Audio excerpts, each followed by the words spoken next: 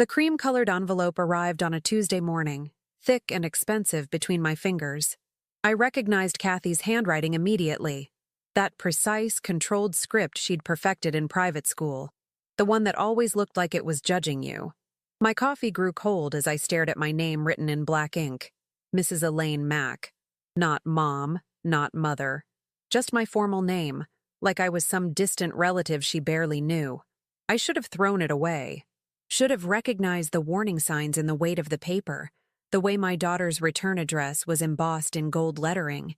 But I was still clinging to hope then, still believing that somewhere beneath her designer clothes and cold demeanor lived the little girl who used to crawl into my bed during thunderstorms. The kitchen felt smaller as I slid my finger under the flap, the morning light filtering through my modest apartment's windows seeming somehow dimmer. I'd been living here for 3 years now, ever since Richard died and left me with more bills than inheritance. It was clean, comfortable, and mine, a sanctuary I'd built from the pieces of a life that had crumbled around me. Inside the envelope was a single sheet of paper. Not an invitation, not a wedding announcement, an invoice. Professional wedding planning services, $35,000 honeymoon expenses. Tuscany, 3 weeks, $35,000 total. Due, $70,000 payment. Due, 30 days, at the bottom, in Kathy's careful handwriting. You should feel lucky I'm letting you contribute at all. After everything you've put this family through, this is the least you can do. I read it twice, then 3 times. The words swam before my eyes, but their meaning remained crystal clear. My daughter, my only child, was charging me for a wedding I hadn't been invited to, a honeymoon I'd never even heard about, and treating it like a privilege I should be grateful for. The coffee mug slipped from my numb fingers, shattering against the linoleum floor. Brown liquid spread across the white tiles like spilled blood, and I stared at it without moving. 27 years of motherhood, and this was what I'd earned. Not a phone call, not an invitation, not even the courtesy of a conversation. An invoice. I thought about the last time I'd seen Kathy. Christmas dinner, 18 months ago, at her imposing house in Westchester. She'd greeted me at the door like an inconvenience, her smile never reaching her eyes. Throughout the evening, she'd made subtle comments about my choices, my situation, my inability to move on. Her husband Gary had mostly ignored me, and when he did speak, it was with the kind of polite condescension reserved for unwanted guests. I'd left early, claiming a headache. Kathy hadn't protested. Now, kneeling on my kitchen floor picking up pieces of broken ceramic, I understood. I wasn't her mother anymore. I was a wallet she occasionally remembered to shake down for money. The realization should have destroyed me. Instead, something cold and calculating settled in my chest. I stood slowly, my knees protesting after 63 years of carrying the weight of other people's expectations. The invoice fluttered to the floor, and I left it there among the coffee stains and ceramic shards. Let it swim in the mess. It belonged there. Walking to my bedroom, I caught sight of myself in the hallway mirror. Gray hair pulled back in a simple bun, lines around my eyes that spoke of too many sleepless nights worrying about an ungrateful daughter, clothes that were clean but unremarkable. I looked like exactly what I was, a woman who had spent her life making herself smaller so others could feel bigger. But my eyes were different now. They held something I hadn't seen in years. Fury. I pulled out my laptop and began typing. Not a check, not a desperate plea for inclusion. Something else entirely. My fingers moved across the keyboard with purpose, each keystroke deliberate and measured. I researched wedding venues in Westchester County, cross-referenced dates with social media posts I'd been blocked from but could still access through mutual friends. I found the resort in Tuscany, the one with the private villas and the astronomical nightly rates. By evening, I had a complete picture of my daughter's dream wedding and honeymoon. Every detail, every expense, every vendor. I poured myself a glass of wine, not the cheap stuff I usually bought, but the good bottle I'd been saving for a special occasion. This seemed special enough. I sat at my kitchen table, the invoice still on the floor where I'd left it, and made a list of phone numbers. The first call would be to Kathy's wedding planner, a woman named Christine Slaughter, according to my research. then the resort in Tuscany, then the caterer, the florist, the photographer, all of them expecting payment from someone who thought I was nothing more than a convenient ATM. I smiled, and it felt like flexing a muscle I'd forgotten I had. Kathy wanted me to contribute to her wedding? Fine. I'd contribute. Just not in the way she'd imagined. I picked up my phone and dialed the first number. A woman answered on the third ring, her voice professionally warm. Slaughter Wedding Planning. This is Christine speaking. Hello, I said, my voice steady as granite. I'm calling about the Herman Green wedding. I'm Elaine Mack, Kathy's mother. Oh, Mrs. Mack, how wonderful to finally speak with you. Kathy has mentioned you might be contributing to the wedding expenses. I have to say, she's planned something absolutely spectacular. I'm sure she has, I replied, my tone giving nothing away. I'd like to discuss the arrangements. When would be a good time to meet? Would tomorrow work? I have an opening at 2 o'clock. Perfect. I'll see you then. I hung up and reached for my wine glass. The liquid was deep red, almost the color of blood. I took a sip and felt it burn its way down my throat, warming the cold place where my heart used to be. Tomorrow, I would begin to teach my daughter about consequences, about respect, about the price of treating your mother like a stranger who owed you money. But tonight, I would plan. The invoice stared up at me from the floor, a monument to my daughter's cruelty. I left it there and went to bed, sleeping better than I had in months. In my dreams, I was standing in a garden at sunset, watching something beautiful burn. The morning air was crisp as I walked into Christine Slaughter's office building in White Plains. I'd chosen my outfit carefully, a navy dress that had cost me 2 weeks' grocery budget 3 years ago, my late mother's pearl necklace, and the kind of understated elegance that whispers money rather than screaming it. I wanted to look like someone who could write a $70,000 check without blinking. The elevator ride to the 5th floor felt like ascending to a battlefield. My reflection in the polished steel doors showed a woman who had shed 20 years overnight. Not younger, wiser, harder, more focused than I'd been since Richard's death had scattered my world like dandelion seeds in the wind. Christine Slaughter's office was everything I'd expected. Cream walls, gold accents, and the kind of furniture that cost more than most people's cars. She greeted me with the practiced warmth of someone who made her living managing other people's dreams and neuroses. Mrs. Mack, please, have a seat. Can I offer you coffee? Water? Coffee would be lovely, I said, settling into the plush chair across from her glass desk.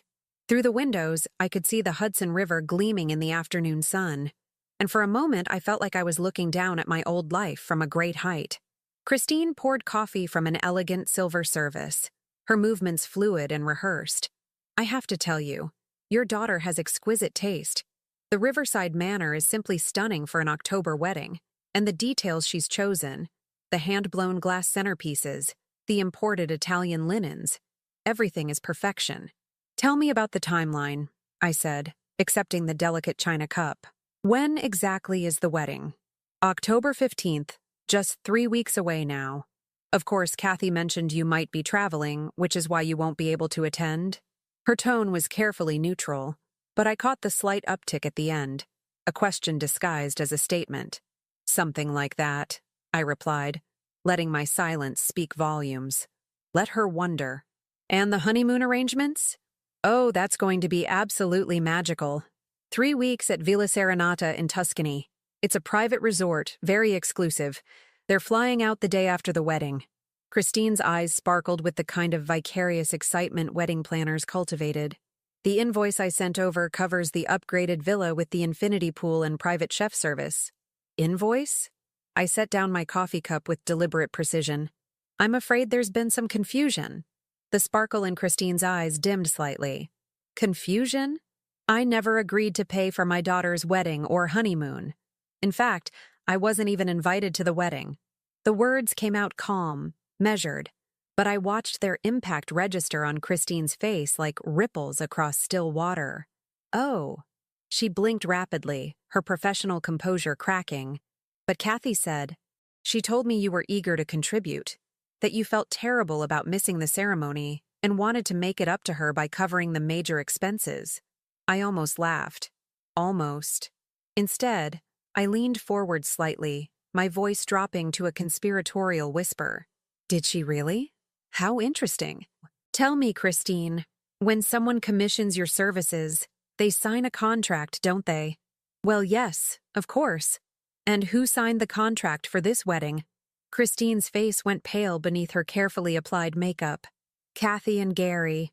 But she assured me that you would be handling the payments for certain items totaling $70,000. I opened my purse and pulled out the invoice, now neatly folded.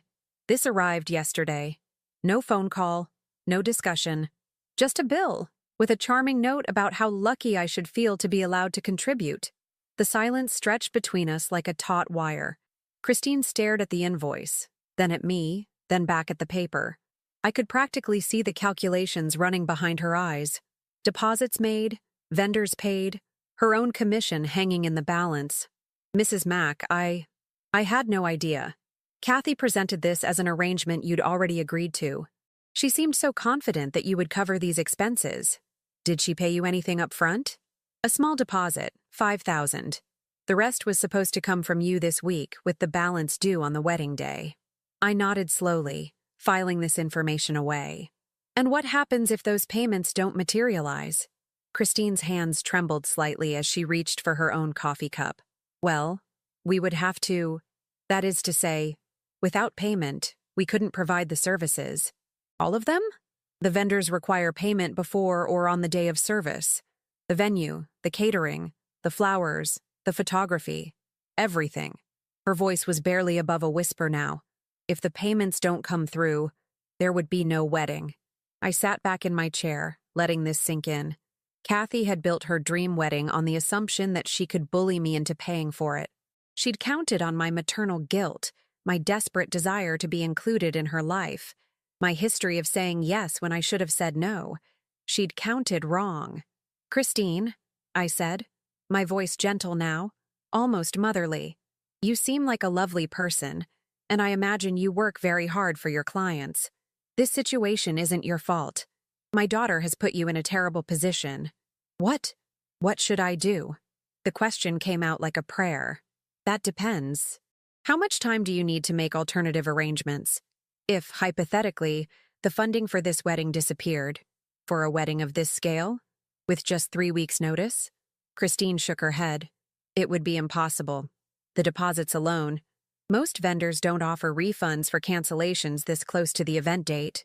Even if the cancellation is due to non-payment by the client, the contracts are with Kathy and Gary. They're legally responsible for payment regardless of family arrangements. The implication hung heavy in the air between us. I stood up, smoothing my dress. Christine, I want you to do something for me. When my daughter calls, and she will call, probably within the next day or two, I want you to tell her exactly what you told me. That without the payments I was supposedly going to make, there will be no wedding. But Mrs. Mack, and then I want you to give her my phone number and tell her that if she wants to discuss this further, she needs to call me directly. Not send invoices. Not make assumptions. Call me. Christine nodded mutely, her face ashen. One more thing, I added, pausing at the door. Don't feel bad about any of this. You're not responsible for my daughter's choices or their consequences. You're a businesswoman providing a service, and you deserve to be paid for your work, just not by me. I left her sitting there, staring at the invoice I'd placed on her desk like evidence in a criminal trial. The elevator ride down felt different from the ride up, lighter somehow, as if I'd left some invisible burden in that office along with my daughter's assumptions about my compliance. Outside, the October air carried the scent of dying leaves and coming winter. I pulled out my phone and scrolled through my contacts until I found a number I hadn't called in months. Janet Waters had been my neighbor when Kathy was small, back when we lived in the house Richard and I had saved for years to buy. Janet's daughter Rosa had been Kathy's best friend until high school, when my daughter decided that Rosa's family wasn't quite prestigious enough for her social aspirations. Janet answered on the second ring. Elaine? My God, it's been forever. How are you, honey? I'm well, Janet. Actually, I'm better than I've been in years. Listen, I have a favor to ask. Do you still have Rosa's number? I'd like to get back in touch. Of course. She'd love to hear from you. She asks about you every time we talk. You know she's a wedding photographer now? Has her own business and everything? A wedding photographer. I smiled, feeling the pieces of my plan shift and settle into place like a puzzle finally revealing its picture. That's perfect, Janet. Absolutely perfect. After I hung up, I walked slowly back to my car, my mind already racing ahead to the next phase. Kathy wanted a dream wedding? She was about to discover that dreams could become nightmares with remarkable speed. My phone buzzed with a text from a number I didn't recognize. This is Christine Slaughter. I wanted to thank you for being so understanding today. You're right. I'm just doing my job. I hope everything works out for your family. I typed back quickly. It will. Just not the way my daughter expects. As I drove home, I found myself humming, something I hadn't done in months. The afternoon sun slanted through my windshield, and for the first time since Richard's death, I felt like I was driving towards something instead of away from it. Rosa Pratt Kelly hadn't changed much in the 15 years since I'd last seen her. Same warm brown eyes, same genuine smile that reached all the way to her soul. She'd agreed to meet me at a small cafe in Tarrytown, halfway between our respective lives, and when she walked through the door, I felt something I'd almost forgotten existed. The comfort of unconditional acceptance. Mrs. Mack, she said, approaching my corner table with arms already extended. You look wonderful. I stood to embrace her, breathing in the faint scent of vanilla perfume that transported me back to afternoons when she and Kathy would sprawl across my living room floor, painting their nails and whispering secrets. Back when my daughter still laughed freely, before she learned that love was a commodity to be rationed and withheld. Please, call me Elaine. We're both adults now, after all. I gestured to the chair across from me. Thank you for meeting me on such short notice. Rosa settled into her seat, her photographer's eye automatically scanning the cafe's lighting and angles before focusing entirely on me. Mom told me you wanted to discuss some kind of photography work. I have to admit, I'm curious. It's been so long since we've talked. How much has your mother told you about my situation with Kathy? A shadow crossed Rosa's face. Some. I know you two haven't been close lately. I'm sorry about that, Elaine. I remember how tight you were when we were kids. Do you remember why you and Kathy stopped being friends? Rosa's laugh held no humor. High school. She decided I wasn't sophisticated enough for her new crowd. Said my family was holding her back from her potential. She traced the rim of her coffee cup with one finger. It hurt at the time, but honestly, looking back, I dodged a bullet. What do you mean? I've kept tabs on her through social media over the years, watched her treat people like stepping stones. Remember Tommy Brown from our graduating class?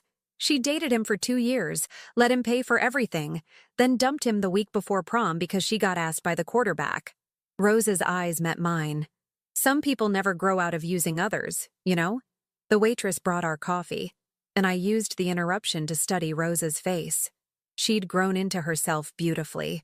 Confident without being harsh, successful without losing her compassion. Everything I'd hoped Kathy might become. Tell me about your photography business, I said. It's going well. I specialize in weddings and family portraits. There's something magical about capturing people's happiest moments, you know? Though lately, she paused, stirring sugar into her coffee. Lately I've been getting some interesting requests, such as divorce documentation, infidelity cases, people who need photographic evidence for legal proceedings. Rosa's smile turned sharp. Turns out my eye for capturing candid moments is useful for more than just wedding bliss. I felt that familiar settling sensation in my chest, pieces clicking into place. How do you feel about photographing events where you're not exactly welcome? Rosa's eyebrows rose. You mean like crashing parties? More like documenting them, from a distance. For someone who has a legitimate interest in what happens but can't be there themselves. We looked at each other across the small table, understanding passing between us like a shared secret. Rosa leaned forward, her voice dropping to a whisper. Elaine, what exactly are you planning? I pulled out my phone and showed her the photos I'd taken of Kathy's invoice. Rosa's expression shifted as she read, her jaw tightening with each line. $70,000? For a wedding you weren't invited to? Her voice carried the same outrage I'd felt but hadn't allowed myself to fully experience. That's That's beyond cruel, Elaine. That's sociopathic. I want you to photograph her wedding. But if you weren't invited, from outside the venue, the Riverside Manor has extensive grounds, public areas where a photographer could work without trespassing. I leaned forward, matching her whisper. I want documentation of every moment, every guest, every detail of the $70,000 celebration I'm supposedly paying for but not allowed to attend. Rosa was quiet for a long moment, her fingers drumming against the table. When she finally spoke, her voice was thoughtful. That's not illegal. The property boundaries are clearly marked, and there are several public access points with clear sightlines to the garden area where most ceremonies are held. You've photographed there before? Last spring. A May wedding. The bride's ex-husband wanted documentation for a custody hearing, something about her lifestyle choices affecting their daughter. Rosa's smile was grim. Turned out she was serving alcohol to minors at the reception. Lost joint custody. And you're comfortable with this kind of work? Elaine, I've watched too many good people get trampled by selfish ones. If I can help someone protect themselves or get the truth, then yes. I'm very comfortable with it. She pulled out her own phone, scrolling through her calendar. October 15th, you said? Yes, but Rosa, there's more. I told her about my conversation with Christine Slaughter, about the payments that weren't coming, about the house of cards that was about to collapse around Kathy's perfect day. Rosa listened without interruption, her expression growing more amazed with each detail. So when you don't pay, there won't be a wedding. At least not the wedding she's planned.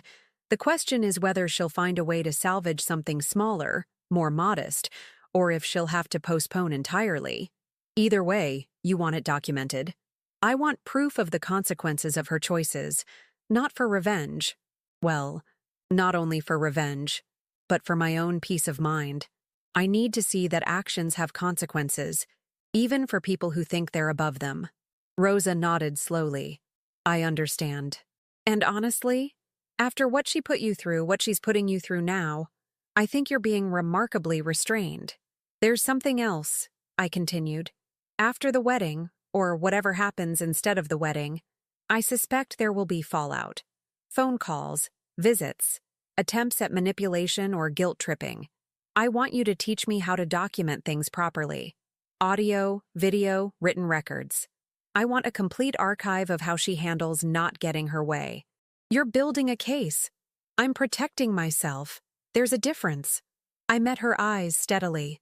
I've spent 30 years prioritizing my daughter's feelings over my own dignity. That ends now. But I want to do this smart, not just angry. Rosa reached across the table and covered my hand with hers. Elaine, I want you to know something. What happened between Kathy and me in high school? It wasn't really about sophistication or social climbing. She told people that my family wasn't good enough for her because my dad was just a mechanic and my mom cleaned houses. I felt my heart clench. Rosa, I'm so sorry. Don't be. Because you know what? When I graduated valedictorian and got a full scholarship to art school, you were at the ceremony cheering louder than my own parents. You brought me flowers and told me how proud you were. Her eyes were bright with unshed tears. Kathy didn't even acknowledge it happened. The memory came flooding back. 17-year-old Rosa in her cap and gown, radiant with achievement, while Kathy sulked in the car because the ceremony was boring and she was missing a pool party. I'd been so proud of Rosa, so disappointed in my daughter's selfishness. You remember that? I remember everything about that day. It was the first time an adult had ever told me I was worthy of celebration just for being myself. Not for how I could serve them or what I could do for them, but just for existing and trying my best. Rosa squeezed my hand. So yes, Elaine, I'll help you document your daughter's wedding. And I'll teach you everything I know about protecting yourself from people who think love is a transaction.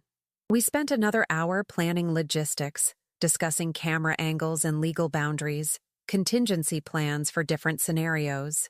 Rosa showed me apps for recording phone calls, techniques for documenting interactions, ways to create an unshakable record of events. As we prepared to leave, she pulled out a business card and wrote a number on the back. This is my personal cell. Day or night, Elaine. If things get ugly after the wedding, if she tries to corner you or manipulate you, you call me immediately. Okay? I tucked the card into my wallet, next to the photo of Kathy I'd been carrying for 20 years. The one from her high school graduation, where she was smiling genuinely for once. Looking at it now, I realized I'd been mourning the wrong person. The daughter in that photo had been dying by degrees for years, replaced by someone who measured love in dollar signs and saw family as an inconvenience. Rosa, I said as we stood to leave, do you ever regret losing Kathy's friendship? She considered this for a moment, then shook her head. I regret who she chose to become, but losing her friendship? No. It taught me that some people will only value you as long as you're useful to them. Better to learn that lesson early than spend your whole life being used. Walking to my car, I felt lighter than I had in years. Not just because I had an ally now, but because I'd remembered what it felt like to be valued for who I was, rather than what I could provide.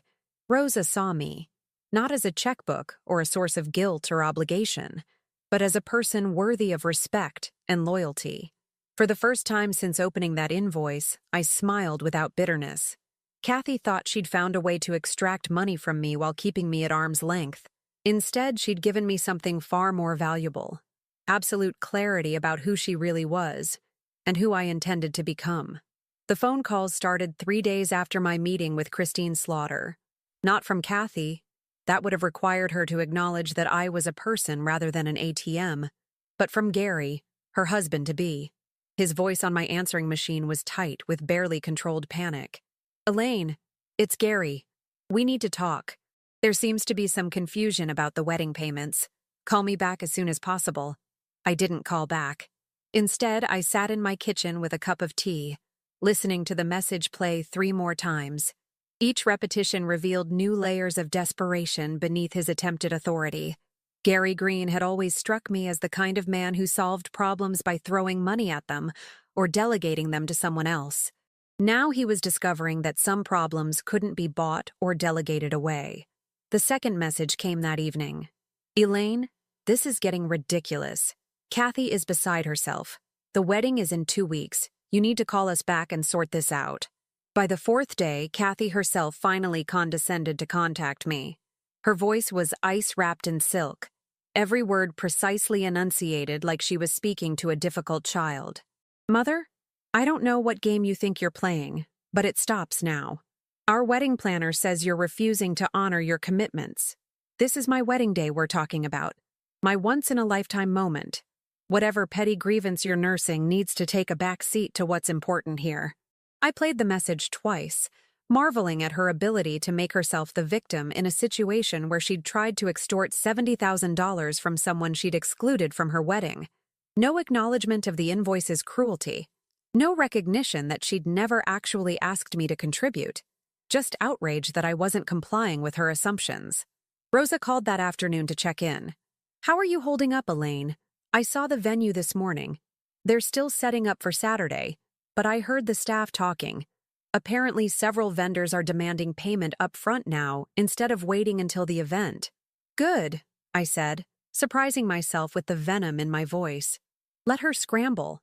Let her learn what it feels like when other people's cooperation isn't guaranteed. There's something else. Rosa's voice carried a note of excitement. I was photographing an engagement session at the park near your old house yesterday, and I ran into Jacqueline Pelosi.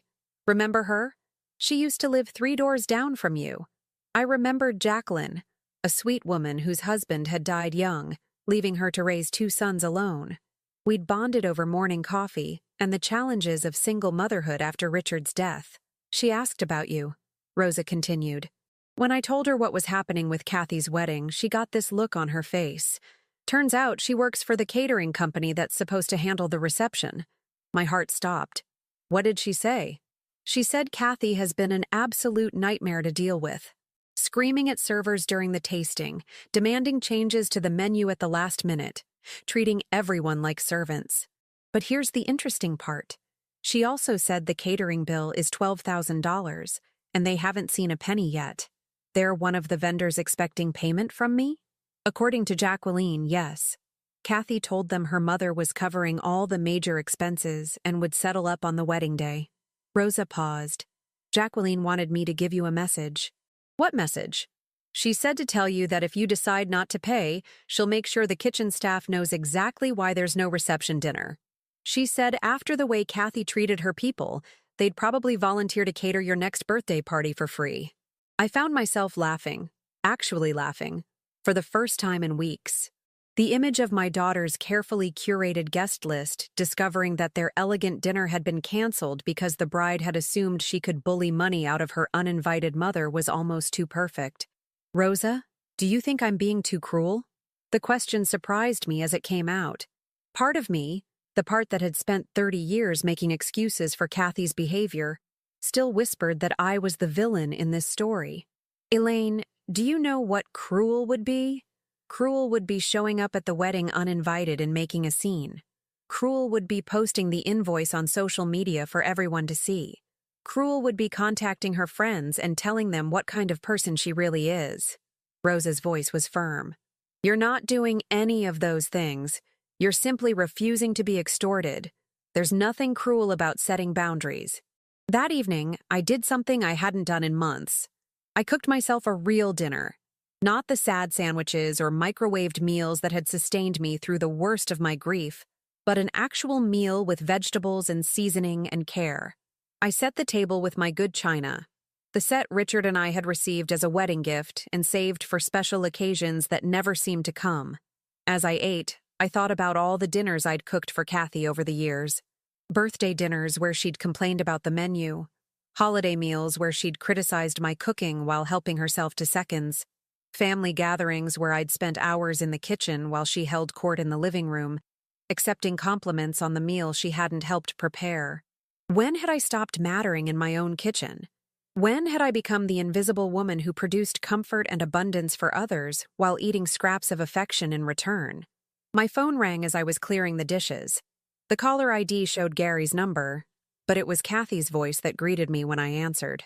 Mother, finally. We need to meet. Tonight. Hello, Kathy. How are you? How am I? Her voice pitched higher. I'm dealing with a crisis because my mother has apparently lost her mind. The wedding is in 8 days, and you're playing games with vendors and causing chaos for no reason. I'm not playing games, sweetheart. I'm simply not paying for a wedding I wasn't invited to. The silence stretched so long I wondered if the call had dropped.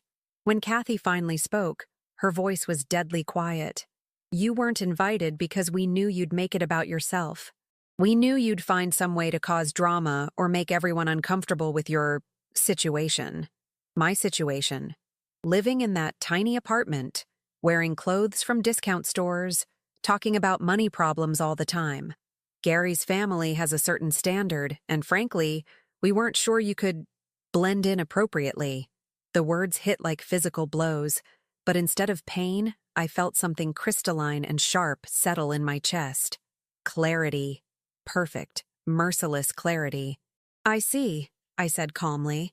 So you excluded me from your wedding because I might embarrass you, but you still expected me to pay for it? This is what I'm talking about, Kathy snapped. You're twisting everything around, making it sound worse than it is. We thought it would be easier for everyone if you contributed financially instead of attending. Easier for who, exactly? For everyone. For you, too. You wouldn't have to worry about what to wear or whether you fit in. You could still be part of the day without the stress of actually being there. I closed my eyes, remembering the little girl who used to climb into my lap when she was scared, who used to tell me I was the most beautiful mommy in the world. Somewhere along the way, that child had been replaced by this stranger who saw me as a source of embarrassment and funding. Kathy? I said softly. Do you hear yourself right now? What do you mean? You're telling me that you excluded me from one of the most important days of your life because you think I'm not good enough to be seen with you. But you still want my money. It's not about the money. It's exactly about the money. You sent me a $70,000 invoice, Kathy. Not a request. Not a conversation. A bill. With a note telling me I should feel lucky to be allowed to contribute. Another long silence. When she spoke again, her voice had shifted to the wheedling tone she'd used as a teenager when she wanted something. Look, I know the invoice was poorly worded. I was stressed, and maybe I didn't express myself well. But you're my mother. This is my wedding. Don't you want to see me happy? I want to see you become a person I can be proud of. Someone who treats others with kindness and respect. Someone who values relationships over transactions. I took a deep breath. But that's not who you are right now, is it? You're being ridiculous. Emotional. This is exactly why we thought it would be better if you weren't there. Then you should be relieved that I won't be paying either. I hung up before she could respond, my hands surprisingly steady as I set the phone down. Within seconds, it started ringing again. I turned off the ringer and watched the screen light up with call after call. Gary, then Kathy, then Gary again. Finally, a text message appeared. "You're destroying my wedding out of spite. I hope you're happy." I typed back slowly, carefully. "I'm not destroying anything. I'm simply not funding it. There's a difference." Her response came immediately. "Same thing." And there it was. In Kathy's mind, my refusal to pay for her wedding was equivalent to sabotage. My boundaries were acts of aggression. My dignity was an inconvenience she shouldn't have to consider. I poured myself a glass of wine and walked to my bedroom window. Outside, the October night was crisp and clear, stars visible despite the city lights. Somewhere out there, vendors were realizing they wouldn't be paid. A wedding planner was probably working frantically to salvage what she could.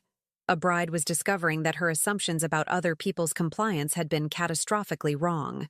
And I was standing in my own space, in my own life, finally free of the obligation to fund someone else's dreams, while being excluded from their love. October 15th dawned gray and cold, with the kind of persistent drizzle that soaks through everything. I stood at my kitchen window, watching water streak down the glass, and wondered if Kathy was awake yet, discovering what remained of her perfect day. Rosa had texted me at 6 a.m. "Venue looks chaotic. Vendor trucks leaving already. Still want me there?" I'd replied immediately, "Yes. Document everything." By 10 o'clock, my phone had recorded 17 missed calls from various numbers. Gary, Kathy, even Christine Slaughter. I'd turned off the ringer after the 5th call and spent the morning in deliberate calm, organizing my financial documents and cleaning my apartment. If Kathy decided to escalate this situation legally, I wanted every record of my independence meticulously documented. The doorbell rang at 11:30. Through the peephole, I saw Kathy standing in the hallway, still in her pajamas with a coat thrown over them, her usually perfect hair unwashed and wild. Gary stood behind her, looking like a man who'd been up all night negotiating with creditors. I opened the door but didn't step aside to let them in. "Mother," Kathy's voice was hoarse, probably from crying or shouting. "We need to talk." "Good morning, Kathy." "Gary." I kept my tone pleasant, professional. "You look upset." "Upset?" Kathy's composure, always her strongest weapon, finally cracked completely. "My wedding is ruined. The caterers showed up this morning demanding $12,000 in cash or they were leaving. The florist took back all the arrangements. The photographer says we still owe him $8,000 for the engagement photos, and he won't shoot the ceremony until we pay." "That sounds very stressful," I said calmly. "What does this have to do with me?" Gary stepped forward, his face flushed with anger. "Cut the act, Elaine. You know exactly what this has to do with you. You're deliberately sabotaging our wedding because you didn't get your invitation." "I'm not sabotaging anything. I'm simply not paying for your wedding. Those are two very different things." "Same outcome," Kathy snarled, and I was startled by how ugly her face looked when she wasn't performing perfection. "Do you have any idea what this is costing us? Not just money, reputation. Gary's family is already at the hotel. My friends flew in from 3 different states. Everyone is asking what happened, why everything is falling apart. What are you telling them?" "The truth," Gary said coldly, "that Kathy's mother decided to punish her by pulling funding at the last minute." "Is that the truth?" I asked. "Because the truth, as I understand it, is that you planned a wedding you couldn't afford, assumed I would pay for it without asking me, and are now dealing with the consequences of those assumptions." Kathy's eyes filled with tears. Real ones, not the calculated performances I'd witnessed throughout her adolescence. "Please, Mom. I'm begging you. I know I handled this wrong. I know the invoice was insensitive, but this is my wedding day. Can't we figure out the rest later? For a moment, looking at my daughter's tear-streaked face, I felt the familiar pull of maternal guilt. The voice in my head that whispered, just fix it. Just make her happy. Just keep the peace. It would be so easy to write the check, to smooth over this crisis, to return to the familiar pattern of my pain being less important than her comfort. But then I remembered the invoice, the casual cruelty of that note, the assumption that I should feel lucky to be financially useful while being socially disposable. Kathy, I said gently, what would happen if I wrote you a check right now? Her face lit up with desperate hope. Everything could still work out. We could call the vendors back, explain that it was just a misunderstanding. And then what? After the wedding? After the honeymoon you also expect me to fund? What happens to our relationship? She blinked, clearly not understanding the question. What do you mean? I mean, would I be invited to your first anniversary dinner? Would I be welcome at your house for holidays? Would you call me just to talk? Not because you need something? I watched her face as the implications sank in. Or would I go back to being the embarrassing mother you keep at arm's length until the next time you need money? The silence stretched between us like a chasm. Gary shifted uncomfortably, and I realized he was finally understanding the deeper dynamics at play here. This isn't about— Kathy struggled for words. You're my mother. Of course you'd be part of our lives. The way I've been part of your life for the past 3 years. Seeing you twice a year, always at your convenience, always with the understanding that I shouldn't expect too much, or ask for too much, or take up too much space. You're being dramatic. I'm being honest. Something I should have been years ago. I looked at Gary, whose discomfort was becoming more apparent by the minute. Did you know, Gary, that Kathy hasn't visited my apartment once in the 3 years I've lived here? She sends me Christmas cards addressed to Elaine Mack instead of Mom. She's never asked how I'm doing financially or emotionally since her father died. Gary's eyes widened slightly. I could see him recalculating, wondering what other aspects of his fiancé's character he might have overlooked. But she still expected me to fund her fairy tale wedding, I continued. $70,000 from a woman living on a widow's pension and Social Security, $70,000 from someone not worthy of an invitation to the event she was supposed to finance. Mother, stop. Kathy's voice was broken now, all her sophistication stripped away. Just stop. You know what, sweetheart? You're right. I am stopping. I'm stopping the pattern where your needs matter more than my dignity. I'm stopping the assumption that my love for you obligates me to accept your contempt. I'm stopping the cycle where I pay for the privilege of being treated like an inconvenience. My phone buzzed with a text from Rosa. Wedding officially canceled. Venue staff confirming with guests. Some people asking questions about what really happened. I glanced at the message, then looked back at my daughter. It appears your wedding has been officially canceled. Kathy's sob was raw, animal-like. She collapsed against Gary, who wrapped his arms around her with the mechanical gesture of someone going through motions he didn't fully understand. This could have been avoided so easily, I continued, my voice still calm. A phone call, a conversation, even just basic politeness in how you approached me. But you chose to send an invoice with a note designed to make me feel grateful for the opportunity to be used. What do you want from me? Kathy's voice was muffled against Gary's shoulder. What will it take to fix this? I want you to understand something, I said. This isn't about the money. It's about respect. It's about basic human decency. It's about treating your mother like a person instead of a resource. I can learn? Can you? Because this isn't new behavior, Kathy. This is who you've been for years. The only difference is that this time, there are consequences.